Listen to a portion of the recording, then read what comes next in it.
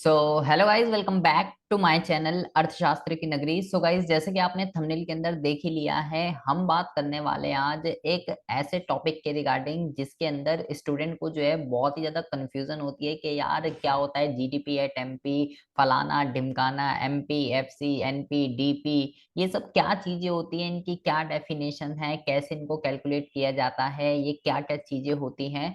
इतने सारे डाउट होते हैं। कभी हम राष्ट्रीय आय पढ़ते हैं, कभी हम घरेलू आय पढ़ते हैं, कभी हम राष्ट्रीय उत्पाद पढ़ते हैं, कभी हम घरेलू उत्पाद पढ़ते हैं। तो आखिर हमें ये कैसे समझ में आएगा कि भाई कब हमें क्या पढ़ना है, किस चीज को फाइंड आउट किया जाता है, किस चीज को फाइंड आउट नहीं किया जाता है। बहुत सारे डाउट होते हैं। तो आज मैं आपको जो है ये सारे के सारे डाउट इस वीडियो के अंदर जो है क्लियर करने वाला हूँ, और इस बात की मेरी श्योरिटी है कि आपको इस वीडियो को देखने के बाद कोई दूसरी वीडियो देखने की जरूरत जो है नहीं होने वाली है। बस आपको एक काम करना है, कानों में लगा लीजिए लीड और भैया लेट जाइए पलंग पे। अब करते हैं स्टार्ट। देखिए, एक रिक्वेस्ट है आपसे कि इससे प्रीवियस मैं आपको भाई घरेलू आय, राष्ट्रीय आय, इन दोनों की वीडियो सेपरेट मैं आपको बना के दे चुका हूं। अगर आपने वो वीडियो नहीं देखी है, डायरेक्ट आप जो है यहाँ पे आके जंप हो गए हैं, तो प्लीज आपसे एक बारी रिक्वेस्ट है कि आप उस वीडियो को जो है जरूर से जरूर देख के आइएगा। बस ये आपसे रिक्वेस्ट है, वो जरूर देख लीजिएगा। तो आपको क्या समझना है, सबसे पहले तो आप ये जरा समझिए। मैंने आपको आय का चक्रीय प्रवाह पढ़ाया, दो क्षेत्रीय के अंदर पढ़ाया, तीन क्षेत्रीय के अंदर भी पढ़ाया, चार क्षेत्रीय के भी अंदर पढ़ाया। मैंने आपको आय के चक्रीय प्रवाह सारे का सारा चीजें मैंने आपको बता रखी है। तो अगर आपको नहीं पता तो मैं आपको बता देता हूं, जिसमें मैंने आपको ये बताया था कि जो उपभोक्ता क्षेत्र होता है उसके पास क्या होता है, उसके पास जो है कारक सेवाएं होती है। उपभोक्ता क्षेत्र के पास क्या होता है, उपभोक्ता क्षेत्र के पास कारक सेवाएं होती हैं, जिसको वो क्या करता है, जिसको वो जो है उत्पादक क्षेत्र को देता है, ताकि उत्पादक क्षेत्र क्या कर सके, ताकि उत्पादक क्षेत्र जो है प्रोडक्शन कर सके। तो ये इसने दे दिया इसको कारक सेवाएं। ठीक है। अब इसके पास भूमि श्रम पूंजी उद्यम आया, तो भाई ये उत्पादन करता है। ठीक है जी। और क्योंकि ये कारक सेवाएं उसने उधार में दी, क्रेडिट में दी, फिर वो उत्पादन कर पाया उसकी वजह से, उसके बाद उत्पादक क्षेत्र क्या करता है, उत्पादक क्षेत्र उन कारक सेवाओं के बदले में क्या करता है, उन कारक सेवाओं के बदले में कारक आय का भुगतान करता है। कारक आय भी कह सकते हो, कारक भुगतान भी कह सकते हो, एक ही चीज है। उत्पादक कर रहा है तो भुगतान है, और उपभोक्ता को मिल रही है तो आय है। ये मैं आपको बहुत ही अच्छे से बता चुका हूँ। जैसे भूमि के बदले में किराया, श्रम के बदले में मजदूरी, पूंजी के बदले में ब्याज, और उद्यमी को लाभ मिलता है। तो उत्पादन से क्या पॉसिबल हुआ, उत्पादन से आय का सर्जन हुआ। तो पैसे किसके पास आ गए, उपभोक्ता के पास। फिर वही पैसे उपभोक्ता क्या करता है, वही पैसे उपभोक्ता जो है व्यय कर देता है उत्पादक से जो भी वस्तु खरीदना चाहता है। तो आय की वजह से ही क्या हुआ, आय की वजह से ही व्यय जो है वो पॉसिबल हुआ है। और उत्पादक उसको क्या कर देता है, जो भी वस्तु और सेवा उसको खरीदनी होती है वो उसको जो है दे देता है। तो इस तरीके से हमने आय का चक्रीय प्रवाह पढ़ा था। और ये मैंने आपको बोला था ये तीन स्टेजेस होती हैं, उत्पादन, आय और व्यय, अगर आपको बहुत ही अच्छे से पता है तो। आपको मैंने ये भी बताया था कि भाई अगर दो क्षेत्र की बात करें तो जितने रुपए का उत्पादन होगा उतने रुपए का ही आय का सर्जन होगा, और उतने रुपए का ही व्यय का सर्जन होगा। मतलब कि अगर हम बात करते हैं उत्पादन, आय और व्यय, ये तीनों आपस में क्या होते हैं, ये तीनों आपस में जो है बराबर होते हैं। ये मैंने आपको बताया था। तो अब जरा बहुत ही ज्यादा कॉन्सेप्ट को जरा ध्यान से समझेंगे। इसका मतलब ये हुआ कि भाई अगर मैं, चाहे मैं घरेलू आय कह लूं या मैं घरेलू उत्पाद कह लूं, एक ही तो चीज है। अब आप बोलोगे जी कैसे एक चीज है, हमें तो नहीं आई समझ में, कैसे हो गई एक चीज। अभी ऊपर मैंने क्या बोला, उत्पादन, आय और व्यय, ये तीनों आपस में क्या है, ये तीनों आपस में बराबर है। क्यों है बराबर, आय का चक्रीय प्रवाह मैंने आपको पढ़ाया। तो क्योंकि उत्पादन एट द एंड आय में और एट द एंड व्यय में कन्वर्ट होना ही होना है। तो चाहे आप उत्पादन की बात करो, चाहे आप आय की बात करो, चाहे आप व्यय की बात करो, ये एक ही चीजें हैं। उत्पादन, आय, ये सब एक ही चीजें होती हैं। तो चाहे आप डोमेस्टिक इनकम कह लीजिए, घरेलू आय को डोमेस्टिक इनकम कहते हैं, और चाहे आप घरेलू उत्पाद कह लीजिए, घरेलू उत्पाद को क्या बोलेंगे, डोमेस्टिक प्रोडक्ट, डीपी। ये डीपी व्हाट्सएप वाली डीपी नहीं है, कहीं व्हाट्सएप वाली डीपी सोचने लग जाओ। डीपी का मतलब है यहाँ पे घरेलू उत्पाद, डोमेस्टिक प्रोडक्ट, ये दोनों सिमिलर ही है और क्या है। और इसी तरीके से तो आप ऐसे बोलोगे अच्छा भाई सिमिलर है, ऐसे तो भाई ऐसे तो हमने तो राष्ट्रीय आय भी पढ़ा था, तो राष्ट्रीय आय को फिर ऐसा क्या बोलेंगे भाई, जैसे हम घरेलू आय को घरेलू उत्पाद कह रहे हैं, तो फिर राष्ट्रीय आय को क्या बोलेंगे, तो राष्ट्रीय आय को हम राष्ट्रीय उत्पाद बोलेंगे, सिंपल सी बात है। चाहे आप जो है चाहे आप जो है नेशनल इनकम कह लीजिए, चाहे आप जो है नेशनल प्रोडक्ट कह लीजिए, ये भी एक ही बात होती है। और क्यों होती है, इसका रीजन क्या है, इस सब का जो रीजन है, इसकी जो जड़ है, इन दोनों कॉन्सेप्टों की जो जड़ है वो क्या है, वो है आपका आय का चक्रीय प्रवाह। और कुछ भी नहीं है, केवल यही वो डंडा है जिसकी वजह से इन कॉन्सेप्ट का झंडा है। घरेलू आय आखिर क्यों घरेलू उत्पाद के बराबर है, राष्ट्रीय आय आखिर क्यों राष्ट्रीय उत्पाद के बराबर है, ये कॉन्सेप्ट आपको सबसे पहले समझना है। क्योंकि इसका जो पीछे जो रीजन है वो है आपका आय का चक्रीय प्रवाह, जो मैंने आपको समझाया। क्योंकि उत्पादन से आय का, आय से व्यय का सर्जन होता है, उत्पादन आय और व्यय तीनों आपस में बराबर होते हैं। ठीक है सर जी, ये बात तो हमको समझ में आ गई। तो अब जरा एक बात को और जरा ध्यान से समझ लीजिए। अब मैं आपको जो क्या समझाने जा रहा हूं, मैं चाहे डीपी बोलूं चाहे डीआई बोलूं, एक ही बात होती है भाई। चाहे मैं एनपी बोलूं या एनआई बोलूं, एक ही बात होती है। तो अभी मैंने आपको जो प्रीवियस जितना भी पढ़ाया है, उसमें मैंने आपको घरेलू आय और राष्ट्रीय आय समझाया। तो अब मैं क्या कह रहा हूं, अब मैं आपको ये कह रहा हूं कि मैं ये नहीं बोलूंगा अब डीआई, मैं बोलूंगा डीपी। तो जहां पे मैं डीपी बोलूं, आप समझ जाइएगा घरेलू आय की बात हो रही है। और घरेलू आय क्या होती है, ये भाई मैं आपको बहुत ही अच्छे से समझा के आ चुका हूं कि एक देश की घरेलू सीमा के अंदर सर्जित कारक आय का कुल जोड़ होती है, चाहे वो सामान्य निवासी ने कमाई हो या गैर निवासी ने। घरेलू सीमा का कॉन्सेप्ट बहुत ही अच्छे से समझाया था मैंने आपको।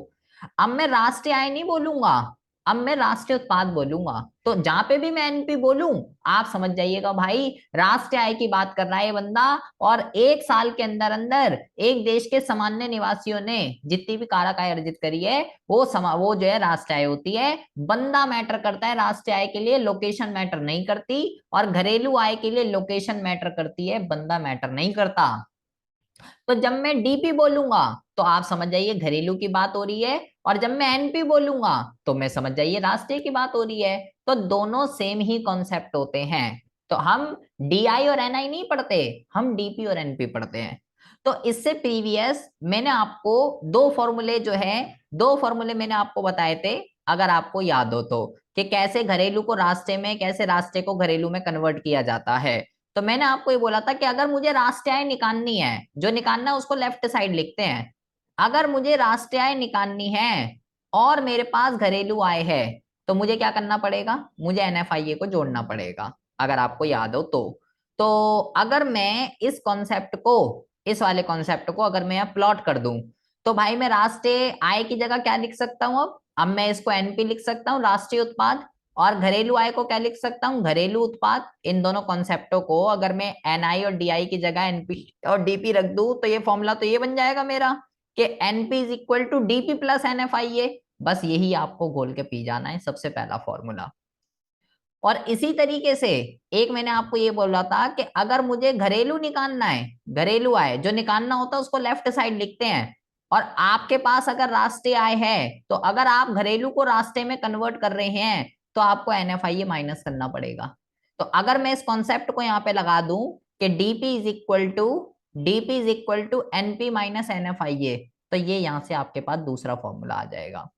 एक दोनों फॉर्मूले को आपको घोल कर पी जाना है, क्योंकि इसी के बेस पे आगे सारे के सारे कॉन्सेप्ट, आगे सारे के सारे न्यूमेरिकल आपको जो है करने पड़ेंगे। हमें ये वाला और ये वाला फॉर्मूला अब नहीं पढ़ना, हमें केवल NP is equal to DP plus NFIA और DP is equal to NP minus NFIA, ये पढ़ना है। क्योंकि जहां पे भी मैं एनपी की बात कर रहा हूं, मैं मतलब राष्ट्रीय आय की बात कर रहा हूं, और जहां पे भी मैं डीपी की बात कर रहा हूं, मतलब मैं घरेलू आय की बात कर रहा हूं। क्योंकि मैंने बोला कि अगर घरेलू को राष्ट्रीय में कन्वर्ट करना है, इधर से इधर जा रहे हो भाई आप, लेफ्ट साइड जो होती है वो निकाल ले हो, तो अगर आपको घरेलू को राष्ट्रीय में कन्वर्ट करना है, किसका सहारा लेना पड़ता है, एनएफआईए का। और अगर राष्ट्रीय को घरेलू में कन्वर्ट करना है, तो NFIA क्या हो जाएगा, माइनस हो जाएगा। सबसे पहली बात तो आपको ये दो फॉर्मूले क्या करने हैं, सबसे पहली बात तो आपको ये दो फॉर्मूले घोल के पी जाने हैं। बार बार कह रहा हूं, जहां पे भी मैं डीपी बोलूंगा, घरेलू आय और घरेलू आय का पूरा कॉन्सेप्ट आपको समझ में आ जाना चाहिए। एक साल के अंदर घरेलू सीमा, सामान्य निवासी, गैर निवासी, जहां पे भी एनपी बोलूंगा तो आप समझ जाइए राष्ट्रीय आय की बात कर रहा है, मतलब कि एक साल के अंदर अंदर एक देश के सामान्य निवासी की। सबसे पहले आपको ये दो फॉर्मूले यहाँ पे घोल के पी जाने हैं। अच्छा जी, ठीक है जी, घोल के पी गए। इसके अलावा मैंने आपको, अगर आपको याद है, निवेश एक पूंजी निर्माण का मैंने आपको टॉपिक समझाया था, जिसमें मैंने आपको ये बताया था कि मेरे भाई, जो भी चीज सकल पर होती है ना, सकल पर, उसमें मूल्यह्रास शामिल होता है। तो मैंने आपको सकल का फॉर्मूला बताया था कि सकल का फॉर्मूला होता है निवल प्लस मूल्यह्रास, अगर आपको याद है तो आपको क्या ध्यान रखना है, आपको ये ध्यान रखना है कि सकल को क्या कहते हैं, सकल को कहते हैं ग्रॉस। तो gross is equal to net plus depreciation. ये हो गया आपका तीसरा फॉर्मूला। मतलब कि जब कोई भी चीज ग्रॉस पर होती है तो उसमें मूल्यह्रास शामिल होता है। ग्रॉस का फॉर्मूला नेट प्लस डेप। और अगर शुद्ध को ही निवल कह लीजिए या शुद्ध कह लीजिए, एक ही चीज होती है, ठीक है। और जब कोई चीज निवल पर होती है, अगर मुझे निवल निकालना है और मेरे पास सकल है, तो भाई निवल में मूल्यह्रास शामिल नहीं होता है, इसमें मूल्यह्रास शामिल नहीं होता है। तो नेट का फॉर्मूला क्या होता है, नेट का जो फॉर्मूला होता है ये होता है आपका ग्रॉस माइनस डेप्रिसिएशन। ये होता है आपका अगला फॉर्मूला। दो फॉर्मूले मैंने आपको ऊपर बताए और दो फॉर्मूले मैंने आपको यहां पे बताए। ये चार फॉर्मूले सबसे पहले आपको घोल के पी जाने हैं। पहला एनपी का फॉर्मूला डीपी प्लस एनएफआई है, डीपी का फॉर्मूला एनपी माइनस एनएफआई है। कहां से आ रहे हैं ये फॉर्मूले और कैसे आ रहे हैं ये मैंने आपको बताया। कोई भी चीज ग्रॉस पर होती है उसमें मूल्यह्रास शामिल होता है, कोई भी चीज नेट पर होती है उसमें मूल्यह्रास शामिल नहीं होता। ये मैं आपको पूंजी निर्माण और निवेश वाले के अंदर बहुत ही अच्छे से टॉपिक को मैं समझा चुका हूं। तो प्लीज अगर आपने वो वीडियो नहीं देखी है तो उस वीडियो को जरूर देख के आ जाइएगा। निवल कह लीजिए या शुद्ध कह लीजिए, एक ही बात होती है। अच्छा जी, ठीक है। अब आ जाइए अगले कॉन्सेप्ट पे। अगला जो कॉन्सेप्ट है ये है आपका बाजार कीमत। ये क्या होता है अभी इसके बारे में बात करते हैं। इसको हम शॉर्ट में एमपी कहते हैं, मार्केट प्राइस। तो बाजार कीमत की अगर हम बात करें तो बाजार कीमत का जो फॉर्मूला होता है ये होता है आपका कारक लागत, कारक लागत और प्लस शुद्ध अप्रत्यक्ष कर, शुद्ध अप्रत्यक्ष कर। अब ये क्या होता है इसके रिगार्डिंग हम चर्चा करते हैं। और दूसरा, अगर मुझे कारक लागत यहां से निकालनी है, कारक लागत, फैक्टर कॉस्ट कहते हैं इसको, फैक्टर कॉस्ट इंग्लिश में। आपको अगर याद हो तो कारक लागत, कारक भुगतान एक ही चीज होती है, लागत कह लीजिए या भुगतान कह लीजिए एक ही चीज होती है। तो कारक लागत अगर कारक भुगतान की अगर हम बात करते हैं तो इसका फॉर्मूला क्या होगा, इसका फॉर्मूला होगा आपका बाजार कीमत यानी कि एमपी, बाजार कीमत यानी कि एमपी माइनस शुद्ध अप्रत्यक्ष कर, शुद्ध अप्रत्यक्ष कर। अब जरा बहुत ही ज्यादा ध्यान से सुनेंगे। बाजार, पहले आप समझिए बाजार कीमत का क्या मतलब होता है। बाजार कीमत का मतलब होता है जब कोई भी चीज मार्केट में जिस प्राइस पे बिकने के लिए आती है उसको भाई बाजार कीमत कहते हैं एमपी। क्या बोला मैंने, जब कोई भी चीज बाजार में जिस प्राइस पे बिकने के लिए आती है तो उसको एमपी कहते हैं, एमपी मार्केट प्राइस, बाजार कीमत। और वो सम होती है किस किस चीज का, एक तो कारक लागत का, मतलब उस वस्तु को बनाने में जितनी भी फैक्टर कॉस्ट लगी है, जो उत्पादक ने परिवारों को भूमि श्रम पूंजी उद्यम लिया, वही तो कॉस्टिंग है उसकी। तो जो फैक्टर कॉस्ट लगी है वो, और जो कोई भी चीज बाजार में बिकने के लिए आती है तो उसके अंदर क्या लगता है, उसके ऊपर जो है टैक्स लगता है, जीएसटी आप कह सकते हो। तो एनआईटी का मतलब क्या है, एनआईटी का मतलब होता है नेट इनडायरेक्ट टैक्स। अब आप बोलोगे भाई ये नेट इनडायरेक्ट टैक्स क्या होता है, तो आपको क्या ध्यान रखना है। अभी हम यहाँ पे बात करते हैं, एमपी का फॉर्मूला होता है एफसी प्लस एनआईटी, और एफसी का फॉर्मूला क्या होता है, एफसी का फॉर्मूला होता है एमपी माइनस एनआईटी।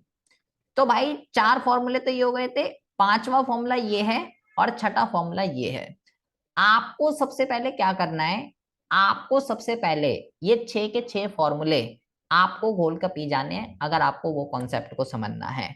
जब कोई भी चीज बाजार में बिकने के लिए आती है तो सरकार उस पर टैक्स लगा देती है, जीएसटी कह सकते हो आप। और जब कोई चीज फैक्टर कॉस्ट पे होती है, फैक्टर मतलब अभी फैक्ट्री में ही है, तो उस पर टैक्स नहीं लगा होता उस वक्त, वो केवल उसके अंदर जो कॉस्टिंग होती है केवल भूमि श्रम पूंजी उद्यम मतलब किराया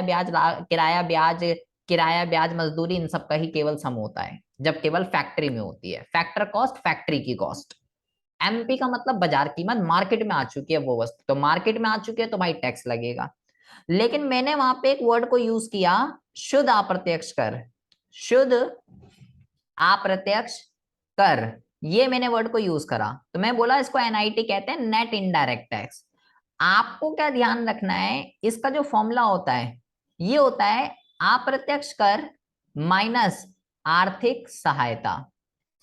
अब आप बोलोगे भाई ये क्या दिक्कत है जी, इसका मतलब ये हुआ कि भाई एनआईटी का जो फॉर्मूला है वो है आपका इनडायरेक्ट टैक्स माइनस सब्सिडी।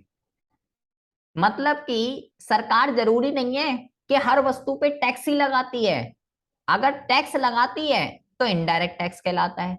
लेकिन कभी कभार सरकार, अगर आप ऐसी वस्तुओं का उत्पादन कर रहे हो जो कि सोसाइटी के लिए बेनिफिशियल है, तो सरकार उस पर आपको फाइनेंशियली हेल्प भी देती है, सब्सिडी भी देती है। तो अगर सरकार टैक्स लगा रही है तो आपको जोड़ना पड़ेगा, क्योंकि आपकी उससे कॉस्टिंग बढ़ेगी। लेकिन अगर आप ऐसे गुड्स की प्रोडक्शन कर रहे हो जिसपे सरकार आपके ऊपर टैक्स नहीं, सरकार आपको बदले में उल्टा सब्सिडी दे रही है, सब्सिडी सरकार की तरफ से दी जाने वाली फाइनेंशियल हेल्प होती है, वित्तीय सहायता, तो भाई उससे आपकी कॉस्टिंग घटेगी। सरकार आपको पैसे दे रही है कि और प्रोडक्शन कीजिए, बहुत अच्छा काम कर रहे हो आप, तो उससे आपकी प्रोडक्शन घटेगी, कॉस्टिंग घटेगी, क्योंकि सरकार आपको पैसे दे रही है, तो इसलिए सब्सिडी माइनस होती है। तो अगर मान लीजिए सरकार ने टोटल टैक्स लगाया 1 लाख का, लेकिन सरकार ने मान लो सब्सिडी भी दे दी 50,000 की, तो एक्चुअल में कितना टैक्स लगा, एक्चुअल में जो टैक्स लगा वो केवल 50,000 का लगा नेट। तो ये हो गया आपका सातवां फॉर्मूला।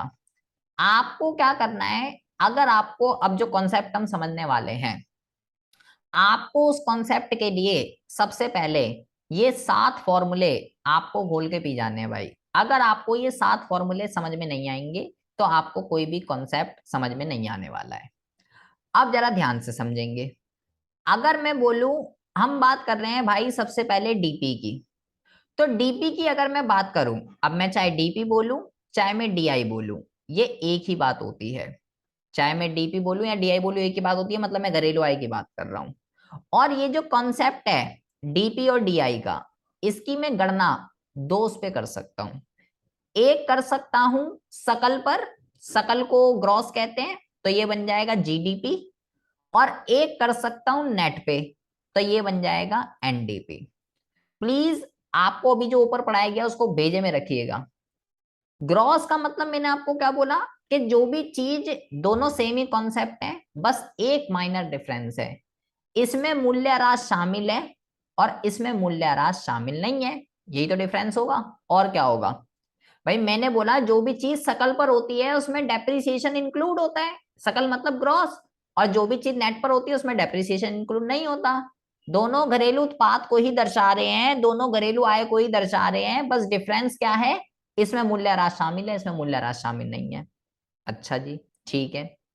अब बात करें अगर ये जीडीपी की, तो इसको भी हम दो उस पे कैलकुलेट करते हैं, एक होता है एमपी, एक होता है एफसी। ऐसे ही जी यहाँ पे भी आ जाएगा, इसको भी हम दो उस पे कैलकुलेट करते हैं, एक होता है एमपी, एक होता है एफसी। अब प्लीज ये मत पूछिएगा एमपी क्या होता है और एफसी क्या होता है, क्योंकि अभी मैं आपको पहले यही बता के आया कि एमपी क्या होता है और एफसी क्या होता है। एमपी का मतलब होता है बाजार कीमत, जिस वस्तु पे, जिस जिस प्राइस पे वस्तु बाजार में बिकने के लिए आती है, और उसमें इनडायरेक्ट टैक्स एनआईटी इंक्लूड होता है। और फैक्टर कॉस्ट क्या होता है, जिसमें टैक्स इंक्लूड नहीं होता, फैक्ट्री की कॉस्ट विदाउट टैक्स, जो कॉस्टिंग होती है किसी प्रोडक्ट की विदाउट टैक्स, करके बिना, किसी वस्तु की जो लागत होती है ना, उसको फैक्टर कॉस्ट कहते हैं।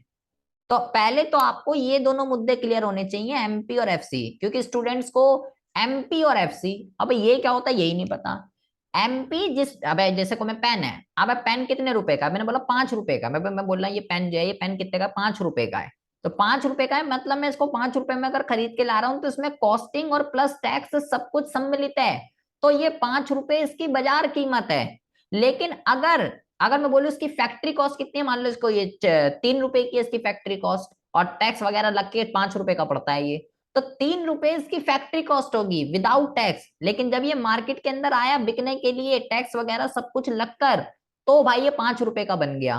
तो 3 रुपए इसकी एफसी कहलाएगी, 5 रुपए इसकी एमपी कहलाएगी। तो एमपी और एफसी में पहले कॉन्सेप्ट क्लियर होना चाहिए, क्योंकि यहीं पे कंफ्यूजन होती है। और ये जी और ये एन क्या कॉन्सेप्ट है, जी में मूल्यह्रास शामिल है और एन में मूल्यह्रास शामिल नहीं है। मैं चाहूँ तो यहाँ पे स्पेशली लिख देता हूँ, डेप कहते हैं मूल्यह्रास को। तो यहाँ पे डेप जो है वो शामिल है, और यहाँ पे मैं लिख देता हूँ, यहाँ पे मैं लिख देता हूँ कि डेप जो है ना वो शामिल नहीं है। स्पेशली लिख दिया ताकि आपको याद रहे, क्योंकि अभी हम डेफिनेशन पढ़ेंगे तो उसमें स्टूडेंट्स को बहुत ज्यादा कंफ्यूजन होती है, कैसे डेफिनेशन बन गई, एग्जाम में इसकी डेफिनेशंस आती हैं। अच्छा जी, ठीक है। अब जो है, अब यहाँ पे हमारे पास 4 वर्ड निकल के आए क्या। अब इसको लिखते कैसे हैं देखिए, पहले मैं लिखूंगा इसको ऐसे जीडीपी, ठीक है, और ये जो एमपी है ना इसको इसके बेस पे लिखूंगा, पी के बेस पे यहाँ पे। और पढ़ेंगे कैसे, इसको रीड आउट कैसे करेंगे, जीडीपी एट एमपी, क्या बोलेंगे, जीडीपी एट एमपी। तो एक वर्ड यहां से ये बना, इसको इसके साथ जोड़ दिया, इसको इसके साथ भी जोड़ दीजिए। तो यहाँ पे क्या बनेगा, यहाँ बनेगा जीडीपी एट एफसी। कैसे पढ़ेंगे, जीडीपी एट एफसी। अच्छा जी, ठीक है, इधर आ जाइए, इसको इसके साथ कर दीजिए, क्या बन जाएगा, ये बन जाएगा एनडीपी एट एमपी। ऐसे इसको इसके साथ भी कर दीजिए, तो ये क्या हो जाएगा, एनडीपी एट एफसी। 2 वर्ड यहां से निकल कर आए आपके पास, और 2 वर्ड यहां से निकल कर आए आपके पास। बहुत ही ज्यादा ध्यान से सुनेंगे, अटेंटिव होकर प्लीज। आप यहाँ पे ये देखिए, ये चारों वर्ड में डीपी डीपी डीपी और डीपी आ रहा है। और डीपी व्हाट्सएप वाली डीपी नहीं है, डीपी का मतलब है मेरे भाई घरेलू उत्पाद। क्या बोला मैंने, डीपी का मतलब है घरेलू उत्पाद, डोमेस्टिक, डोमेस्टिक प्रोडक्ट है इसका मतलब, डोमेस्टिक प्रोडक्ट, डोमेस्टिक प्रोडक्ट। और domestic product equal to domestic income, घरेलू उत्पाद कह लीजिए, या आप इसको घरेलू आय कह लीजिए, एक ही चीज है, ठीक है ना। अच्छा, सारे वर्ड में डीपी डीपी आ रहा है, तो ठीक है भाई डीपी है। उसके बाद यहाँ पे देखोगे आप, यहाँ पे जी है, यहाँ पे जी है, और ये एन से शुरू हो रहे हैं, मतलब ये दोनों जो वर्ड हैं इसमें डेप्रिसिएशन इंक्लूड है, और जो ये दोनों वर्ड हैं इसमें डेप्रिसिएशन इंक्लूड नहीं है। बस यही अंतर है इन दोनों में, और कुछ नहीं। दोनों ये वाले दोनों वर्ड और ये दोनों वर्ड सेम ही हैं, बट डिफरेंस क्या है, डिफरेंस ये है कि इसमें मूल्यह्रास शामिल है और इसमें मूल्यह्रास शामिल नहीं है, और चारों के चारों वर्ड घरेलू उत्पाद को ही दर्शा रहे हैं या घरेलू आय को ही दर्शा रहे हैं। अब आती है बात कि ये एमपी और एफसी का क्या मतलब है। एमपी और एफसी का मतलब मैं आपको बता चुका हूं। तो आपको अगर इसकी प्रॉपर डेफिनेशन लिखनी है, जैसे मान लो आपको ये जीडीपी एट एमपी का मतलब बताना है, आपको जी का मतलब बेटा मैंने आपको बता दिया, डीपी का मतलब मैंने आपको बता दिया, एमपी का मतलब आपको बता दिया, तीनों को जोड़ दीजिए कि 1 साल के अंदर अंदर एक देश की घरेलू सीमा में जितनी अंतिम वस्तु और सेवाएं बनी हैं उनका जो, उनकी जो बाजार कीमत है ना वो जीडीपी एट एमपी है। 1 साल के अंदर अंदर एक देश की घरेलू सीमा में जितनी भी कारक आय अर्जित हुई है ना वो क्या है, वो भाई जीडीपी एट एफसी है। भाई एफ कारक आय और कारक भुगतान एक ही चीज होती है। प्रीवियस वीडियो में मैं आपको बहुत ही अच्छे से बता चुका हूं, परिवार को मिलती है उसके लिए आय है, वो पे कर रहा है, तो उसके लिए क्या है, लागत है। तो इसकी डेफिनेशन क्या बोलोगे, इसकी डेफिनेशन में आप ये बोलोगे कि 1 साल के अंदर अंदर एक देश की घरेलू सीमा में, ये जो डीपी वाले वर्ड हैं डीपी, यहाँ जो मेन फोकस रखना है वो घरेलू सीमा रखना है, एक देश की घरेलू सीमा, क्योंकि घरेलू उत्पाद में लोकेशन मैटर करती है, बंदा मैटर नहीं करता। तो लोकेशन को फोकस करना है, 1 साल के अंदर अंदर एक देश की घरेलू सीमा में जितनी भी कारक आय अर्जित की जाती है उसको जीडीपी एट एफसी कहते हैं। और इसमें क्या इंपॉर्टेंस रखनी है, इन दोनों वर्ड में दो क्या इंपॉर्टेंस रखनी है, एक तो आपको ध्यान रखना है घरेलू सीमा, और दूसरा आपको हाईलाइट करना है डेप्रिसिएशन। इसकी अगर बात करें तो इसमें क्या क्या हाईलाइट करोगे, इसमें एक तो सेम घरेलू सीमा और दूसरा डेप्रिसिएशन इसमें शामिल नहीं होता, इसमें होता है घरेलू सीमा दोनों, लेकिन उसमें है उसमें नहीं है। बस हो गया, बन गई आपकी डेफिनेशन। आपको क्या ध्यान रखना है, आपको या अगर इसकी डेफिनेशन में बोलूं क्या लिखोगे आप लिखोगे एक साल के अंदर अंदर एक देश की घरेलू सीमा में जितनी अंतिम वस्तुएं सेवाएं बनी है उनका जो बाजार मूल्य है वो एनडीपीएटएफसी है। इसमें मूल्य ह्रास शामिल नहीं है, बस इसमें लिखोगे इसमें मूल्य ह्रास शामिल है एंड में, और इसमें लिख दोगे इसमें मूल्य ह्रास शामिल नहीं है। सेम लैंग्वेज है, बस इसमें एंड में आ जाएगा इसमें मूल्य ह्रास शामिल है और इसमें शामिल नहीं है।